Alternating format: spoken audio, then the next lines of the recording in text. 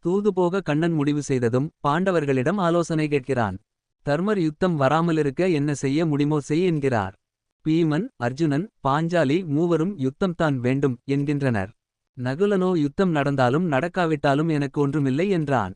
சகாதேவன் இந்த கூட்டத்தில் கலந்து கொள்ளாமல் ஒதுங்கியிருக்கிறான். கண்ணன் சகாதேவனை தனியாக அழைத்துக் கொண்டு போய் உன் அபிப்பிராயம் என்ன என்று கேட்கிறான். நீ முடிவெடுத்தாச்சு அதானே நடக்கும் என்கிறான் சகாதேவன். சரி யுத்தம் நடக்காமல் இருக்க உன்னிடத்தில் வழி இருக்கா என்று கண்ணன் கேட்டதும் சூரியபுத்திரன் கர்ணனை ராஜா ஆக்கு என்ற அருமையான உபாயத்தைக் கூறி கிருஷ்ணனை இன்ப அதிர்ச்சிக்கு ஆளாக்கி மெய்சிலுர்க்க வைக்கிறான் சகாதேவன்.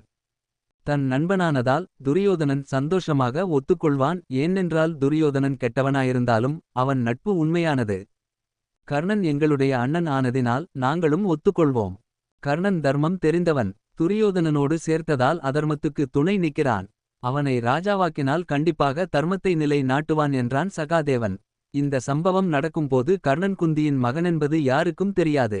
இந்த விஷயம் கண்ணன் குந்திதேவியிடம் இதுவரை வெளிப்படுத்தவில்லை.